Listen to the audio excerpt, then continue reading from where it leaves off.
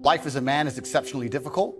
I say the most beautiful and the most terrifying thing about being a man is you're born without value. Society doesn't care about you. You're only going to be cared about based on how useful you are. You have the chance to build yourself up and become a superhero if you're prepared to do the hard work and be indefatigable enough to never quit. But if you're going to stand around and wait for a handout, nobody's going to ever respect you. And I think that a lot of people have forgotten about how difficult and how competitive it is as a man. We're always in constant competition with each other. And it's your duty as a man to stand up and say, I want to be as important and strong and good-hearted and God-fearing as possible, and I need to work hard to achieve those things. And the dangerous thing about overly emotional men is that they're dangerous. They're genuinely dangerous. This is what's crazy. All these people who talk about toxic masculinity and how bad it is for men to be traditionally masculine. A traditionally masculine man does things he doesn't feel like doing because it is his duty to do them. He charges into the burning building because it is his duty. Not because he feels like it, because it is his duty. We're now teaching the new generation of men that they don't have duty and they can just act on their feelings and act how they feel, and they don't have to act as a man should. Do you know what happens when you get men who just act how they feel? You get school shooters, you get violence. Men who do not control their emotions are dangerous. If you find a man who is stoic, he's not going to hurt people. He's going to sit and think about his actions very carefully, and he's going to be a good man who protects for it and provides for his family. You find a man who just acts out on impulse and does whatever he feels like, you're going to find a dangerous man. Sitting here telling men to cry more and act with their feelings and it's okay to feel this way, that way, etc., and have no self-control. That is why we have the problems we have in the world. Absolutely not wrong. So when they talk about toxic masculinity, they have it completely inversed on its head, completely not wrong. We need to be teaching stoicism. We need to be teaching young men to understand that the world is very, very difficult. It's hard to be a man. You're going to feel bad sometimes. You need to suck it up and perform anyway. Not to sit there and cry your eyes out or blame other people. And when bad things happen, they call traditionally masculine men. If you need a firefighter, you need a masculine man. When you call the police because of the problem you had, you want masculine men. And as soon as a woman or a man is in trouble, when you look for backup, you look for masculine men. And masculine men have a duty to provide and protect those they care about. We have a duty to do things we don't feel like doing because we know we're supposed to do them. And that's why we stayed in the Titanic and died. The real problem with the world is that there's an epidemic of cowardice, man. Men are cowards. We have an epidemic of cowardice. Everybody is so afraid. It's on the other side of fear that you're going to garner the respect of other individuals. You have to do things that they're afraid to do, meaning most likely you are also afraid. I've done a bunch of shit. I was afraid 87 times before I got in the ring and cage. It's scary, right? I lived a scary life. But by going through all of that, I am now respected. You have to learn to face your fear. I'm not saying not be afraid, because that's not brave. If you do something and you're not afraid, you're not brave. You have to be afraid and do it anyway. That's what courage is. So I'm not saying you can be as scared as you want, but you still have to go. We're living inside of a video game. Because in a video game, you're going to go through trial and tribulation. You're going to struggle to upgrade your character. And the reason you upgrade your character is when you get more stats, you can complete more difficult levels within the game. Life is exactly the same. The levels never end, but as you become better, you stand a better chance of completing them. So as you upgrade your character, you get further and further in the game, but the game never ends. That's the beauty of being a man. All these men are out here complaining that things are difficult. The reason it has value is because it's difficult. If it was easy, everyone would have it and it wouldn't have any value. Complain that it's hard to get a Lambo. The reason having a Lambo is cool is because nobody has a Lambo. How are you going to complain that it's hard to be the man, but then also understand that being the man has value? They are linked. You cannot separate the two. It's a logic fail. If you love the fact, if you love the idea of being that character you dream of yourself to be, then you should love the fact it's hard to become that man, because it means no one else can do it. There's no light without dark. You will not appreciate your six-pack unless you didn't have one and you had to earn it. That's how the world works. So when I talk to these dudes like, oh, but it's, you know what, Tate, yeah, I agree, but you know, it's hard.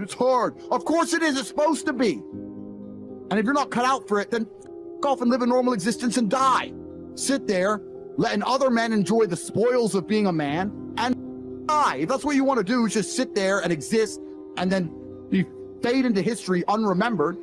That's your decision. If you want to level up your character, then you need to get out here and do it. You need to be around brave men. You need to get some balls. You need to get your network together. You need to do the truth. Humble yourself. Stop sitting there with an ego. Realize you ain't shit. You're nothing but lucky. Bacteria could have stole your eyesight at the age of 3, and it didn't. You could have been in a car crash and lost both your parents. Never happened. You've been nothing but lucky. Blind luck has given you a favorable hand, and you've managed to f*** it up. They are trying to convince you that you should act how you feel. You should show more of your feelings. If you feel this way, you should show it. If you want to cry, cry. Look, I have no problem with guys crying. Sometimes guys cry, right? My dad died, I cried. I've cried once in 10 years, but it's not a default emotion for me. Sometimes you cry, right? But what I'm saying is the reason they're trying to bring out emotionality in you is because most of the time you don't feel like doing the things you're supposed to do. But the true masculine frame throughout history was doing the things they didn't want to do, but they knew they had to do because they had honor and duty. That's what honor and duty means. Do you think the men on the Titanic wanted to stay on the Titanic? No, we're men. We have to stay. We're scared, but we must. It's our duty to let the women and children on the lifeboats. This is masculine duty. When you remove self-control from men, you get, not only do you get emasculated weak men, but what you also get is very dangerous men. Because the world at large is trying to tell you, just be more in touch with your feelings and everything's going to be fine. Men also have an innate desire, one, for conquest, and two, we have a biological response. We are very predispositioned to anger. You look at all these school shooters and these are men who can't control their emotions. That's all they are. Facts. They have no self-control. And then they go and do dangerous. A good man controls himself. I have absolute self-control. If I decide to smash your face in, it was a very conscious decision. Nothing to do with the fact I was angry. You understand? Emotional control is absolutely and utterly important as a man. Now, I'm not saying become a stoic dork, have no personality, be a boring. I'm not saying that. I'm saying that you need to understand as a man, there are certain principles under which you act, regardless of how you feel. Bam. I can wake up in a terrible mood. I can wake up sad. I can ache. I can have a busy day, stressed, etc. I will complete the same tasks as if I woke up in a fantastic mood. I'll do the same things because how I feel has no bearing on the things I'm going to do in my day because I have duty to myself and to my bloodline. So a lot of you guys out here are acting like fools because you feel like acting like fools. And what I'm going to say to you is, because you think there's something wrong with you, you go, well, I lack motivation. You hear this one? I don't have the motivation to go to the gym. Well, here's the news flash. Neither did I. And I still did it. So now what are you going to say? Now you have no excuse, right? Oh, you're scared to get in the ring. So was I. I still did it. Scared to get in the cage. So was I. I still did it. Being a man isn't about not feeling things. It's about acting the way you're supposed to act, regardless of how you feel. And I'm tired of hearing guys messing about how they feel. I don't feel motivated. I don't feel. Feel. Leave the feelings to the girls, right? That's what they do. We act. We're men of action. We get things done. That's how the world got built. All of it. All the men who built the skyscrapers felt scared. They did it anyway. You need to become a man of action. Stop worrying about how you feel and start worrying about what you're supposed to be doing. You have a series of emotions you live with regularly, don't you? Those emotions could be bliss, passion, joy, faith, but they could also be worry, stress, depression, frustration, concern. And because you've done it over and over again, even though you know they don't serve you, you will find a way on a very regular basis to get those damn emotions. The quality of your emotions is going to be the quality of your life. The Bible says in 1 Corinthians, we are unspiritual when we're under the control of ordinary impulses. And that's the way so many people are today. They just let their feelings run their lives. If they feel like telling somebody off, they just tell them off. They feel like being depressed, and they go around all depressed.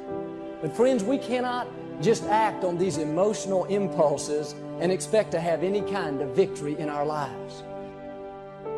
Feelings can get us into trouble. And throughout life, you're going to have plenty of opportunities to lose your temper. You're going to get up some mornings and feel like being depressed.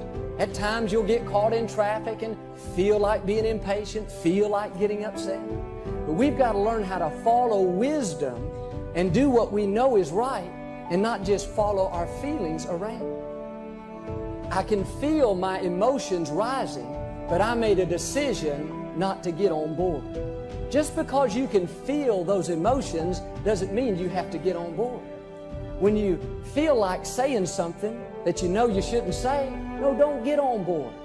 If things aren't going your way and you kind of feel like being discouraged, no, you've got to learn to discipline the negative feelings and keep a good attitude anyway. It's when we do the hard things in life, that's when God is developing our character. Somebody offends us and we just don't let it bother us. We just take the high road. That's when we're really maturing. But the problem today is too many people are not willing to pay the price to walk in victory. They don't want to be inconvenienced. They just want to take the easy way out. The easiest thing to do is to just let our flesh have its way. If you want to grow up and experience God's best, it's going to take some hard work. It's hard to keep a good attitude and be patient when nothing's going your way. Sometimes it's going to make us uncomfortable. But I read where there are two kinds of pain in life. One is the pain of discipline. The other is the pain of regret. And if we live a lazy, undisciplined life and we act on these emotional impulses, we're going to make very poor choices that we regret later on. I mean, how many times have we acted on our emotions and said something that we know we shouldn't say, and later on it ends up hurting us in that relationship? Friends, the pain of discipline is minuscule compared to the pain of regret. No discipline at the time is pleasant, but later on it's going to bring you a harvest of great things. If you live on that shallow level of just always letting your flesh have its way, and I can tell you later on you're going to have some major regrets. If you allow yourself to just go around being upset, and impatient and stressed out, later on it's going to catch up to you. Later on it's going to affect your health. If you just are loose in your morals and you just do whatever you feel like doing, well, it may give you some pleasure at the time, but later on it's going to cost you a very heavy price. See, God will only promote us as high as our character will take us. And God is not going to put you in a position of greater leadership if you are not treating the people in your life right now with respect and honor. If you're being lazy and not being faithful to do what you know you should be doing, then that's going to keep you stagnant. That's going to keep you from growing. If you had a problem with your temper 10 years ago and you have that same exact problem today, I can tell you that's keeping you from God's best. If you would just do your part and grow up a little bit and quit being ruled by your feelings, if you do that, that's when God will begin to increase you. If you're having difficult times today, instead of getting all bent out of shape, you need to see it as an opportunity to grow. God may be trying to do a work in you. If you find yourself always being around people that offend you and you're always getting your feelings hurt, well, there's a good chance that God is trying to teach you to quit being so touchy. If you find yourself around people that are always rubbing you the wrong way, always irritating you, God is trying to teach you how to love the unlovely. He's trying to teach you a little bit about patience. Well, God, if you just ever change these kids, that's why I'm always upset. No, let me tell you a secret. God is not going to change your children until you first allow Him to change yourself. And instead look inside and allow God to do a work in you. Then God will change the circumstances. Then He'll change those other people. As long as we're not passing the test, then we're going to have to take it over and over again.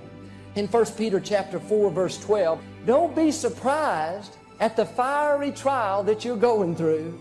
It is only to test your quality.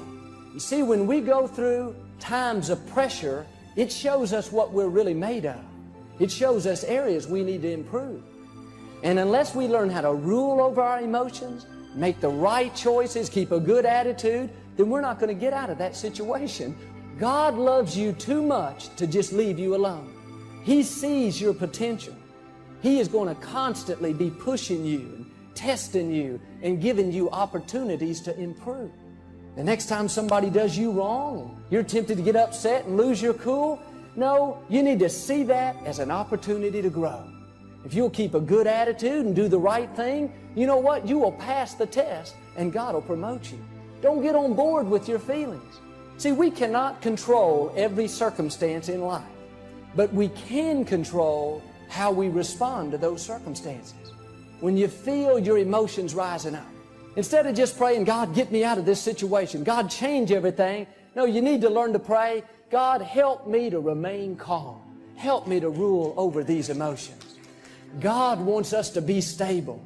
He wants us to remain consistent. And the way we do it is to learn to live beyond our feelings. We got to discipline these negative emotions. You do not have to get all upset just because things don't go your way.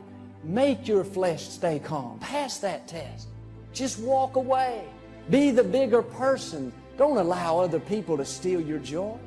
Keep yourself calm. It's a decision that you have to make. God is not going to make it for you. You've got to discipline yourself. The next time you're tempted to just follow your feelings, you remember God has promised that it is not too difficult for you to handle. You can overcome. You can withstand it. That's what I want you to see today. Just when you have the emotion, you do not have to get on board. When we act on these emotional impulses, it causes us to make poor choices that we're going to regret later on.